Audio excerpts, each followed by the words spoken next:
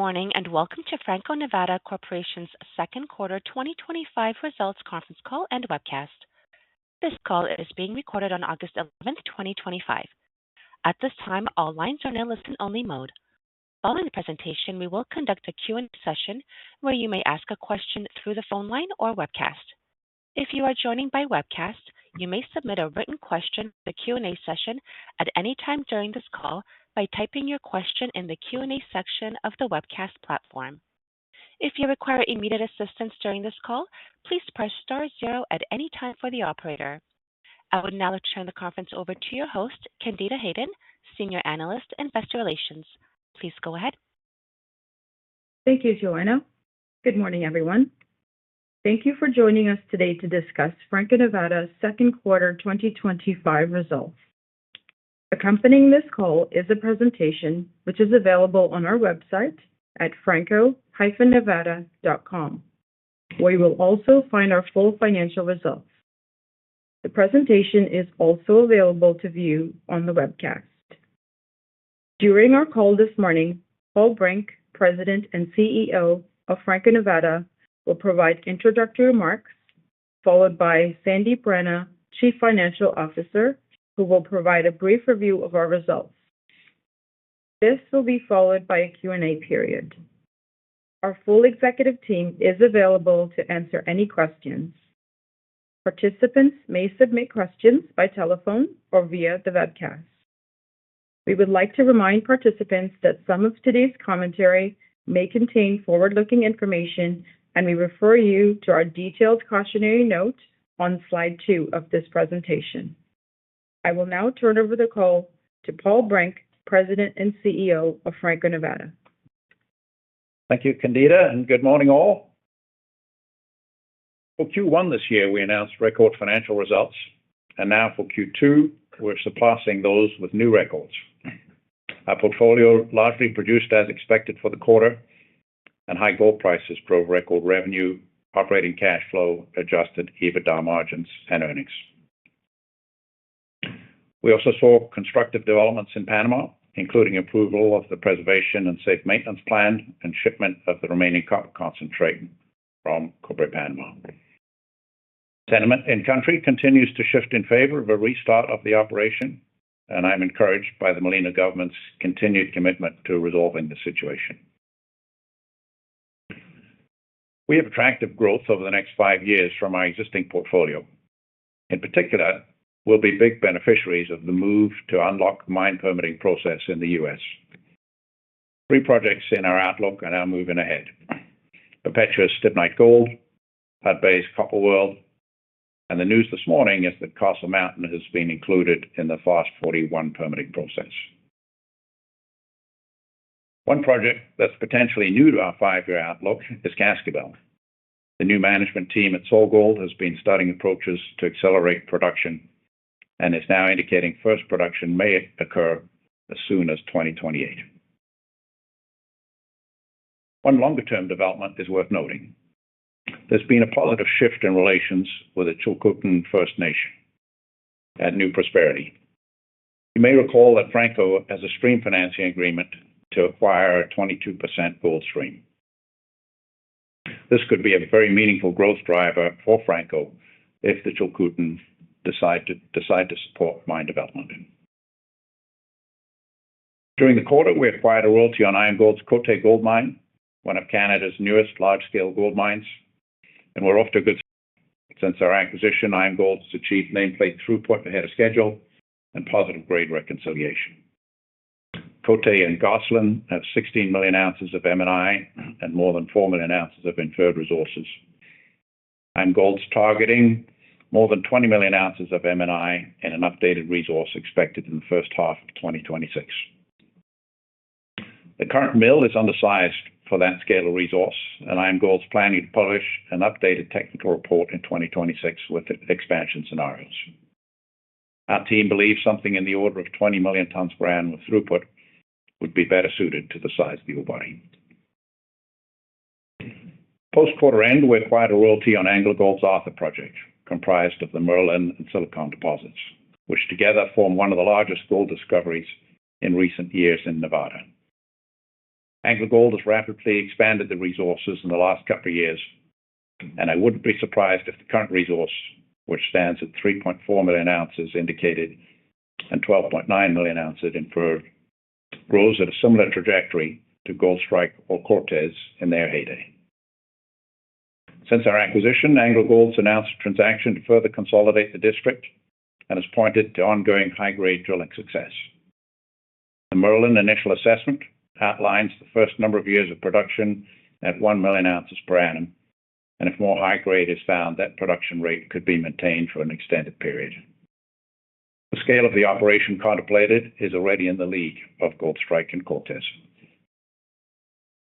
The last 2 years have been some of our most productive adding assets to the portfolio. Last year, we added interest in some of the world's biggest mineral endowments: Newmont's Yanacocha operations in Peru, Sibanye-Stillwater's PGM operations in the western limb of the Bushveld in South Africa, and SolGold's Cascabel copper-gold development project in Ecuador. This year, we've expanded our exposure in Canada and the U.S., adding current production from the Porcupine and Côté operations in Ontario and the Arthur project, as mentioned, in our namesake state, Nevada. Combined, the acquisition over the last 2 years have transformed our longer-term growth outlook. Add the potential of a Cobre restart and longer-term development of New Prosperity, and you have the most exciting growth outlook in the space. The deal pipeline continues to be strong. We've dipped into our corporate revolver to complete the Arthur acquisition, and we're happy to use this facility for the transactions we see ahead of us. With roughly $1.3 billion in annual cash flow generation, we can repay the facility rapidly. With that, I'll pass the call over to Sandy. Thank you, Paul. Good morning, everyone. As Paul mentioned, Franco-Nevada reported record financial results for second quarter ended June 30th, 2025. Our portfolio generally performed in line with expectations, and we continue to benefit from higher precious metal prices. Precious metal prices, with gold in particular, continued to be strong. On slide 4, you will see the comparison of commodity prices for Q2 2025 and Q2 2024. Gold and silver prices increased significantly year over year, with the average gold price higher by 40% in the quarter and average silver price higher by 17%. We've also seen a rebound in prices for platinum and palladium. Prices for iron ore and oil continue to be volatile and were lower compared to prior year. However, you did see a significant increase in natural gas prices. On slide 5, we highlight some of the key metrics used to measure performance: total GEO sold, net GEO sold, revenue, and adjusted EBITDA. Total GEO sold increased 2% to 112,093 in the quarter, compared to 110,264 in second quarter 2024. Precious metal GEO sold in the quarter were 92,449, higher by 12% compared to prior year. For the quarter, we did receive strong contributions from Guadalupe and Candelaria and continued to benefit from the recent acquisitions made at Yanacocha and Western Limb. During the quarter, we recorded our first revenues related to the recently acquired royalties on Porcupine, operated by Discovery Silver, and Côté Gold, operated by AngloGold. We look forward to a full quarter of revenue from these assets in Q3. In addition to the better performance from Guadalupe and Candelaria and receiving GEOs from the recent acquisitions, we also benefited from continued ramp-ups of operations at new mines: Tocantinzinho, Greenstone, and Salares Norte. With respect to the Hemlo MPI, it was another strong quarter, showcasing the leverage of the MPI to higher gold prices. However, the MPI can vary depending on how much production comes from the area covered by our MPI lands. One asset that was lower than our expectation was Antapaccay, but this was solely due to timing of deliveries. We expect a stronger second half of the year from this asset. Diversified GEO sold were 19,644 for the quarter, compared to 27,914 for prior year quarter, despite diversified revenue being slightly lower year over year, $62.7 million versus $64.6 million. The GEO sold reduction is due to the impact of higher gold prices when converting diversified revenue to GEOs. As you can see on the chart, total revenue increased 42% for the quarter to $369.4 million, which is a record for Franco-Nevada. Precious metals accounted for 82% of revenue. Adjusted EBITDA, also a record, was 65% higher for the quarter at $365.7 million compared to $221.9 million in second quarter 2024. Slide 6 details the key financial metrics reported by the company. As mentioned, total GEOs sold were 112,093, generating $369.4 million in record revenue in the quarter. As you know, Franco-Nevada is a royalty and streaming company. For royalties, we typically receive payment in cash. However, for some of our royalties, we do take payment in kind rather than cash and have been accumulating the inventory over time. To fund the Côté Gold royalty acquisition, we liquidated the majority of our inventory position. This resulted in a gain on sale of gold bullion of $42.2 million, as the average cost of the gold ounces we sold was approximately $2,350 per ounce. At the end of June, we still have 2,469 gold ounces remaining in inventory. With respect to costs, we did have an increase in cost of sales compared to Q2 2024 due to higher stream ounces sold. Cost of sales was $33.5 million versus $29.1 million last year. Depletion increased to $64 million versus $52.9 million a year ago, as we received more GEOs from Candelaria and began depleting our recent transactions, Yanacocha, Western Limb, and Porcupine. This impacted depletion as those assets are currently higher per ounce depletion assets. Adjusted net income was $238.5 million, or $1.24 per share for the quarter, both up 65% versus prior year. Slide 7 highlights the continued diversification of the portfolio. 82% of our Q2 2025 revenue was generated by precious metals, with revenue being sourced 86% from the Americas. Our largest contributor to revenue was Candelaria at 15% for the quarter. Slide 8 illustrates the strength of our business model to continue to generate high margins. For second quarter 2025, the cash cost per GEO is $299 per GEO.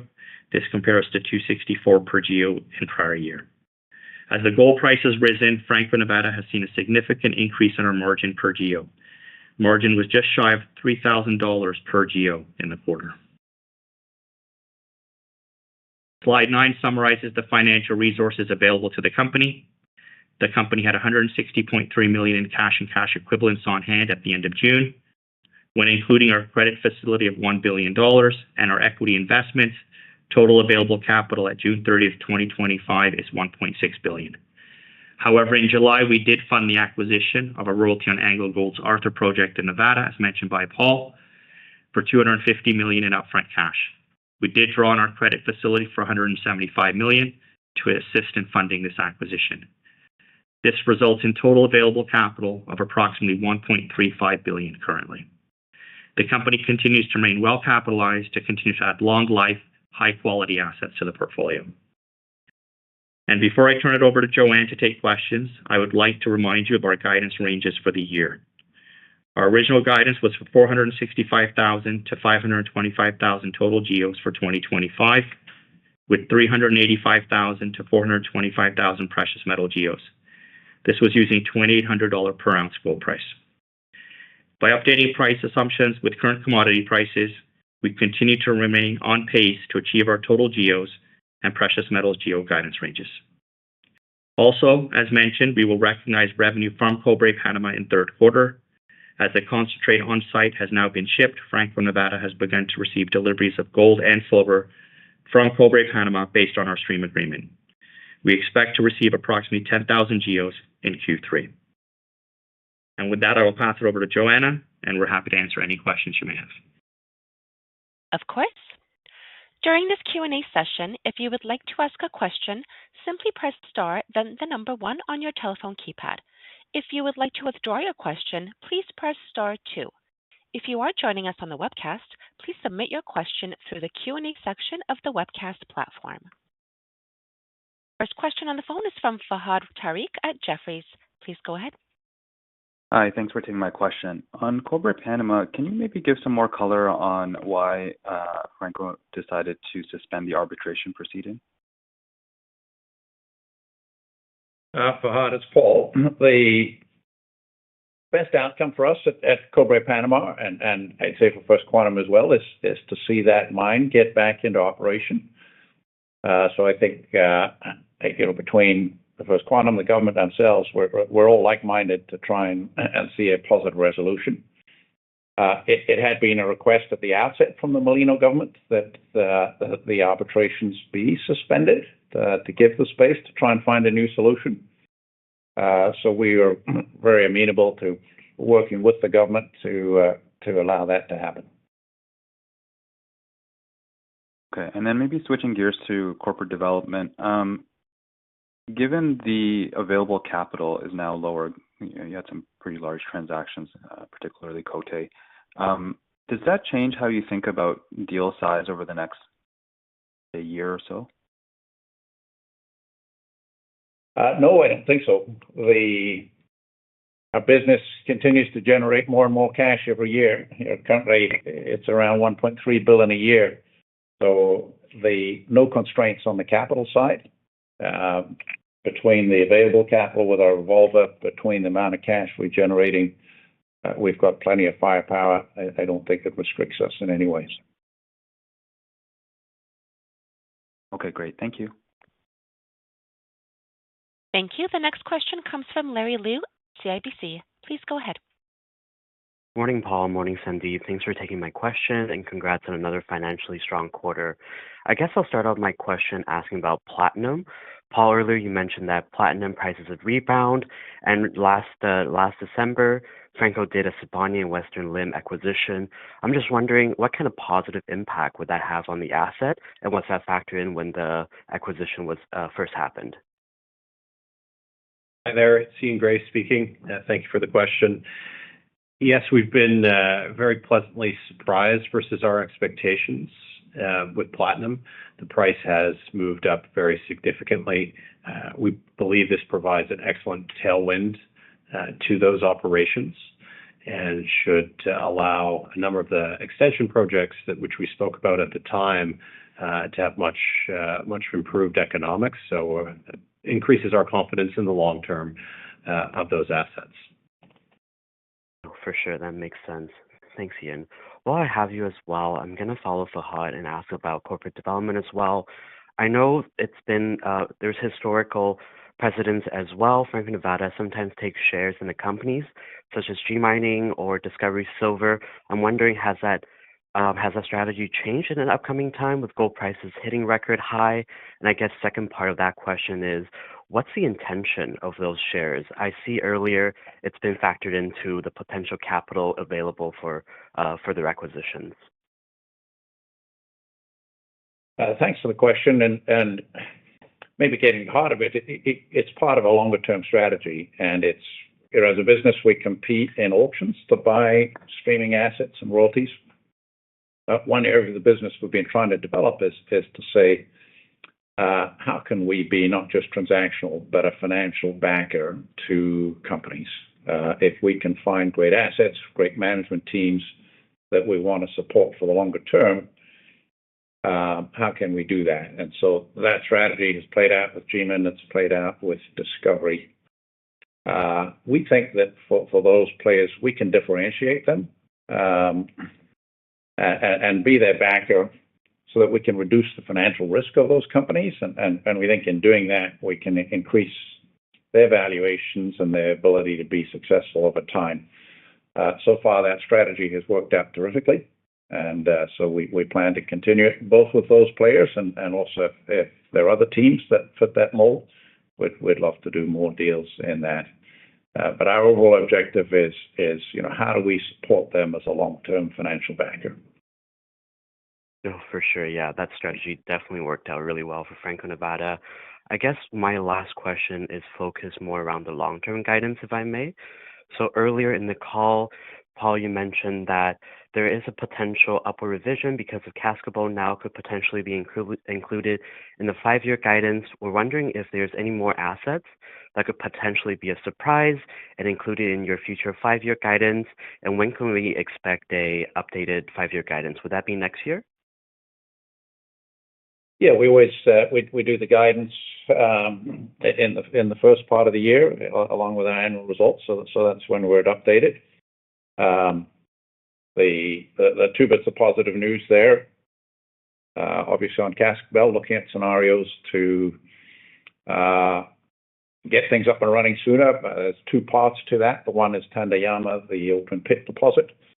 They've been drilling it up, having good success, moving up some high-grade areas. So potentially that can be early material to the mill.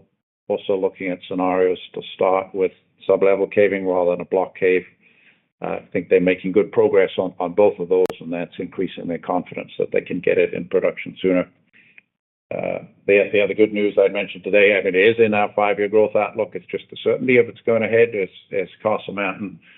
We have two royalties on that, a 2.65% royalty that covers the whole property. We've got a further 2% royalty that covers one of the pits in particular that hopefully will be at the front end of the mine plan, taking that up to 4.65 on part of the ore body. It's about a 200,000 ounce per year producer, so it could be a meaningful kicker in the back end of our 5-year guidance. Perfect. Sounds good. Sounds like there's more upside investors can look for sure. Thanks, Paul. Thanks, Ian, and thanks, Sandeep. Thanks for taking my question. Thank you. Thank you. The next question comes from Matthew Murphy at BMO Capital Markets. Please go ahead. Hi. Big deal during the quarter on the Côté royalty. Just wondering if you can elaborate a bit on your view on the asset. What gave you the confidence in the due diligence to take on a profits-based royalty? And are you willing to share your views on Côté's path to being a low-cost gold mine? Thank you, Matthew. It's Ian Gray again here. So I guess, first of all, it's worth highlighting that we did work with IAMGOLD on the acquisition. So that gave us unique insight into how it's currently operating and the long term for the asset. And this honestly was one of the most exciting opportunities that we've looked at in quite some time. The scale of the resource is quite impressive. And if you refer to IAMGOLD's call last week, they're starting to talk about a super pit between Côté and Gosselin. So the potential of this to mirror some of the production profiles you've seen in assets like Detour, Malartic, we see as quite robust. And that's based on being able to actually look at the data with IAMGOLD and make that assessment. So we see as a result fantastic opportunity going forward for the expansion in throughput to suit the scale of the resource. And what is also very exciting is that hopefully there's some news for you relatively near term on this as well, as IAMGOLD has identified that they'll be putting out an updated resource in the first half of next year, then hopefully a technical report identifying some of the production scenarios to follow. So we were able to get a sneak peek into the asset with the fact that we were able to uniquely do due diligence with IAMGOLD, and that gave us the confidence to transact. And in terms of the cost profile, it's a good question. This is a new, highly automated mine with best practices and a team that we see as really first class, led by Renault. And so as a result, we have a high level of confidence in the costs.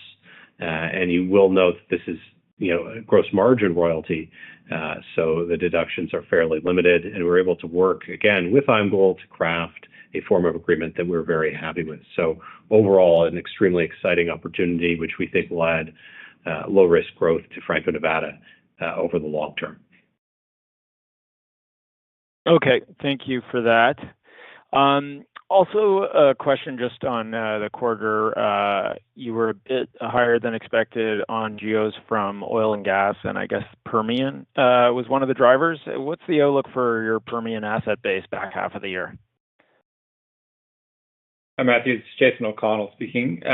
We were pleasantly surprised by the performance of our Permian assets in the quarter. We had increased volumes over what we'd seen last year.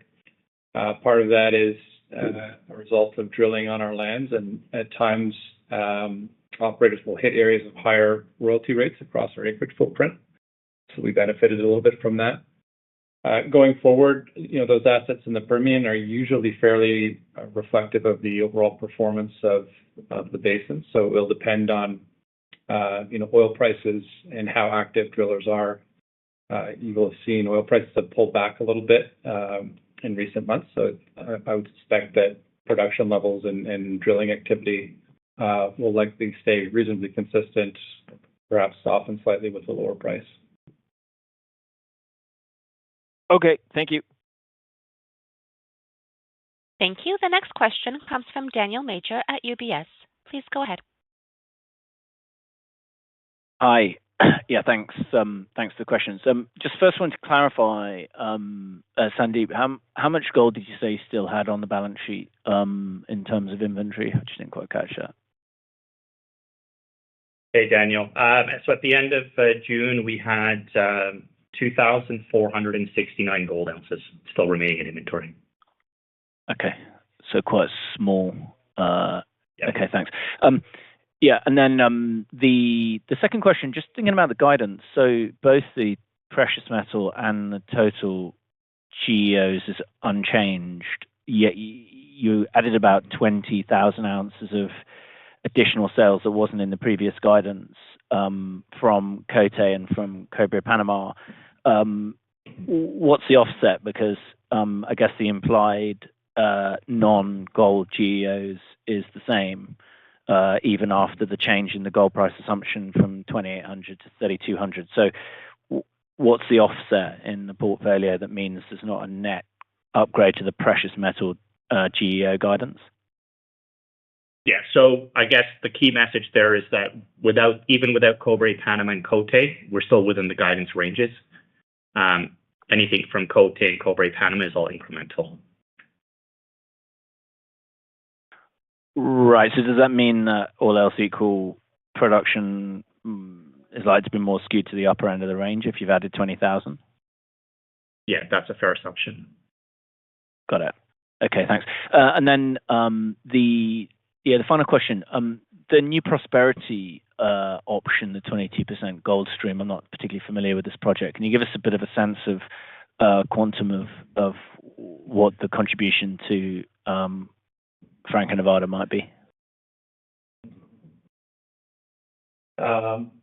New Prosperity is it's a large copper gold porphyry system in BC. The transaction that we had done was back in 2012. At the time, they were trying to get it permitted. They received a BC permit, but weren't able to get a federal permit. Part of the issue was that they didn't have support of the Chilcotin First Nation at the time. So the project has effectively been parked for many years since then. The shift that came out in June is they have an agreement with the Chilcotin. The ownership of just over 20% of the project is being provided to the Chilcotin Nation. The BC government is providing the funding, which is the payment that goes to Taseko for that transfer, and the Chilcotin will spend the next couple of years in a land use planning process to decide how they would like to proceed or not proceed with any project there. Our agreement, if I have it right, it's a 22% gold stream. The deposit is roughly half copper, half gold. I would have to check my numbers, but it's in the order of 50,000 ounces per year of gold that you would get from it. Great. Thanks for that. I'll let someone else have a go. Thank you. The next question comes from Tanya Jakusconek at Scotiabank. Please go ahead. Well, great. Good morning, everybody. Thank you so much for taking my questions. Just to finish off, Sandeep, on the gold bullion. I mean, it's only like about $8 million or thereabout. Why wasn't it just all sold? We sold what we felt was needed to fund the Côté transaction, Tanya. Plus, Mhm. you know, we do accumulate over time. Like the bullion that we've had in inventory, roughly 45,000 ounces, has been built up over time.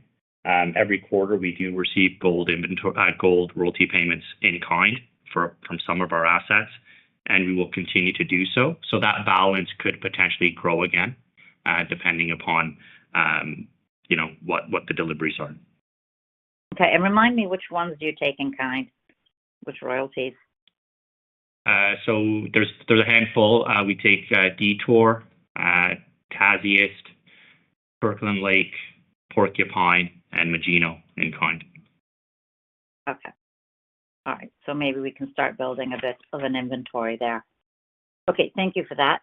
And just looking again at your guidance, is it safe to assume, like I'm reading our previous note, I think we were saying that Q3 was supposed to be generally equal to Q4 or thereabout, and with that 10,000 GEOs coming now in Q3 from Cobre Panama, is that a bit of a skew?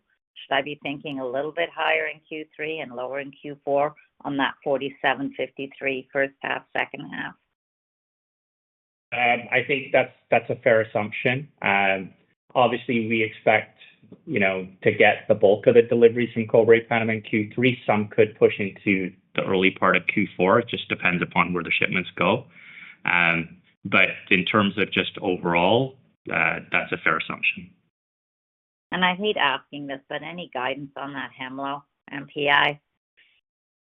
Your guess is as good as mine. Okay.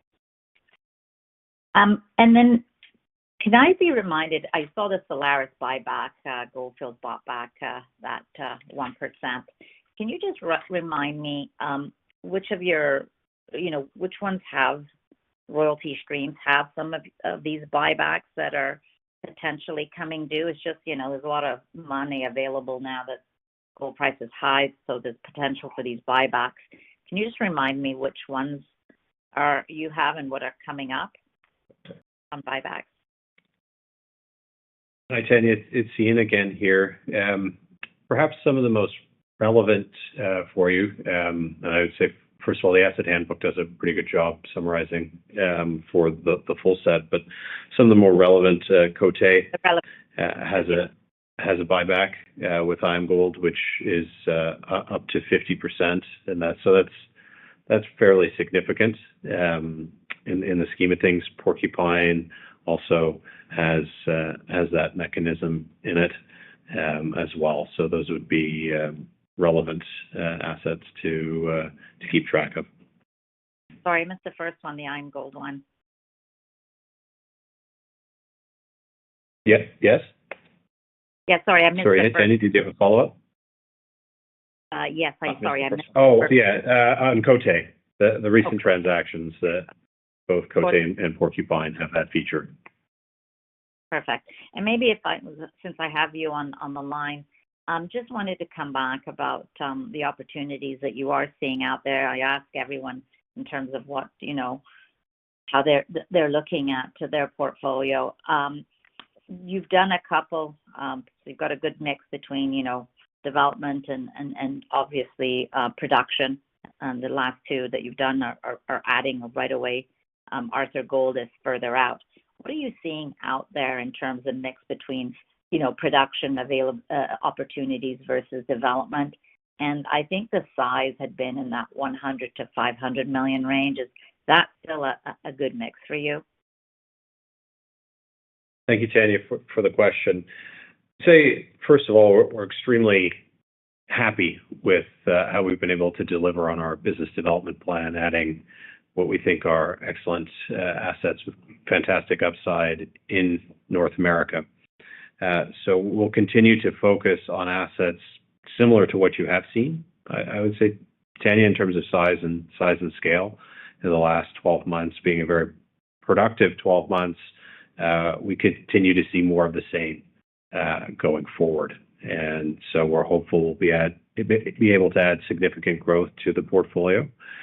You're right. We've had a couple of cash flowing assets, and whenever we have the opportunity to transact on those, that's first prize. But I think in terms of managing the overall portfolio, we need to have a balance and have some longer term growth. So we'll do both types of transactions as we move forward.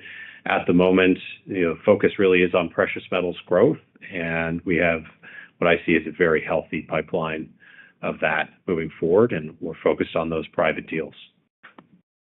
Okay. And maybe, Paul, if I could squeeze one in for you, just on the Prosperity option.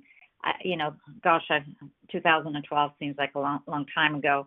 I remember, did we write that asset off at the time? Was it written off?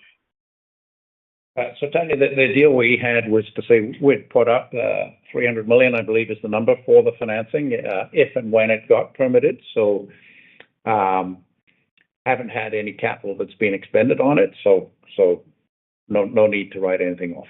Yeah, we took a small impairment at the time, Tanya, a few $1 million, which was just the cost associated with the asset. But okay. Yeah, as Paul highlighted, nothing was funded under the capital commitment. Okay, all right. That was just what I was trying to understand. And then, Paul, I think you mentioned you think it's going to take a couple of years in terms of getting this, to the table. Is that what I understood? Yes, so the to move the project forward, it needs the support of the Chilcotin Nation. They have opposed mining in the past. Now they have an ownership stake in the project. So I think there's obviously very material benefits that they could get if the mine does go ahead. I have no idea of timeline other than to say, I can only imagine that it will take some time for them to consider the change in circumstance and before they would make any decisions on how to move ahead. Okay. Well, thank you. It's obviously positive if we can have more projects permitted in Canada and especially BC. Great. Thank you so much. Thank you. The next question comes from Brian MacArthur at Raymond James. Please go ahead. Oh, good morning. Thank you. Tanya asked a few of my questions, but can I just ask about Musselwhite as well? You highlighted the NPI model leverage, and again, Hemlo is the one we've always focused on, but Musselwhite was up pretty substantially this quarter. Is there anything other than just a straight gold price leverage going there with that 5% NPA? Like you never got anything from the 2% NSR or anything yet? Hi, Brian. Sandy. Nothing from the NSR, but with respect to the NPI, it's gold price leverage as well. There was a small catch-up payment related to 2024 that we recorded in the quarter as well. So we were under accrued with what we had estimated for last year. So part of that increase, but the bulk of it is just better production from Orla at the mine and just better operations and obviously the leverage to the gold price. So just going forward, I mean, you did 7.7 this quarter. Should I think if these gold prices are the same and costs remain the same, everything's the same, it should be more like $6 million a quarter? Is that reasonable? You had 1.5 catch up, or just ballpark? What might it be? I think $4 million is reasonable. Okay. Thank you very much. That helps. Yep. Sure.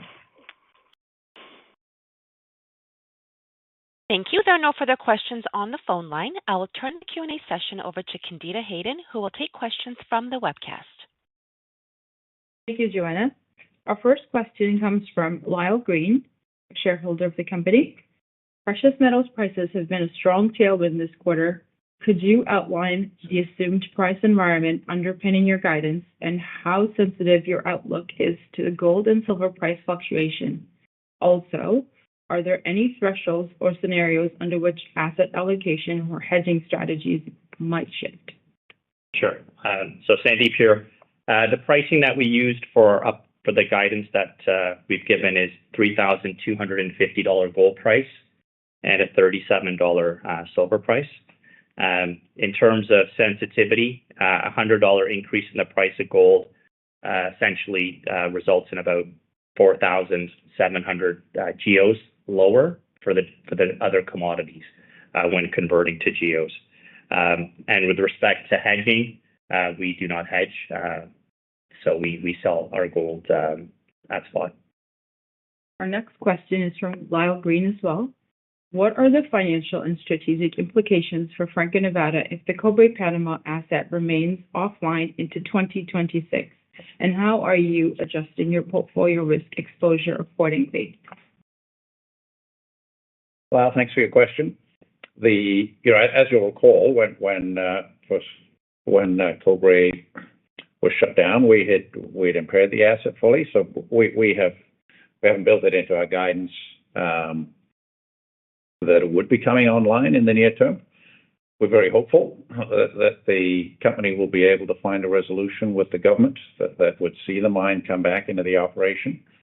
But it's all upside to us. We consider it the biggest free option that you can get in the royalty and streaming industry is investing in Franco and the option of Cobre coming back. We're not dependent on it in any way. We have an extremely robust portfolio. We've got the most diversified portfolio in the space. So we look forward to Cobre coming back online, but it's all upside. The next question is from Bernie Peachy from Palisade Capital.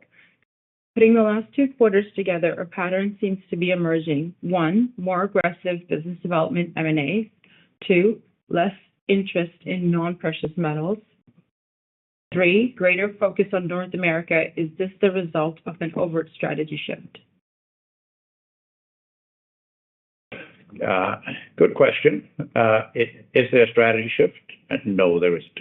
And maybe to reiterate, what is our overall strategy? It's we want to be the go-to gold stock, and so that means at any point in time we want to be looking to add gold assets. As you go through, and that means through the cycle, adding gold assets. As you go through the cycle, you do want to have a gut sense of where you are in the cycle. Are you in the top half of the cycle? Are you in the bottom half of the cycle? You want to keep adding gold assets through the cycle. Where do you want to spend a lot of money? Where that's at the bottom of the cycle. So gold has done very well. We're keen to keep adding gold. At these prices, the key is you want to get into quality assets that are going to last for long term, so that you can participate as the gold price appreciates over many decades. So that is probably, hopefully what you see in all the deals that we've done is a real focus on long-dated quality gold assets as we go through the cycle. Our diversification strategy is also unchanged, and the summary of it is it's opportunistic for diversified assets. Does a great asset come to market, like the royalty we have on Vale's iron ore operations, where they just are some of the best iron ore bodies in the world. If those assets come along, we'll buy them. The other is if you have a downturn in industry and you can get a really good entry point into those commodities. So it's strategy. We don't have to do it. We're just patient. We do it where we can get good value. So more of the deals that have come out in the mix is a function of what was available to us. Thank you, Paul. There are no further questions from the webcast. This concludes our second quarter 2025 results conference call and webcast. We expect to release our third quarter 2025 results after market close on November 3rd. Thank you for your interest in Franco-Nevada. Ladies and gentlemen, this concludes your conference call for today. We thank you for participating, and we ask that you please disconnect your lines.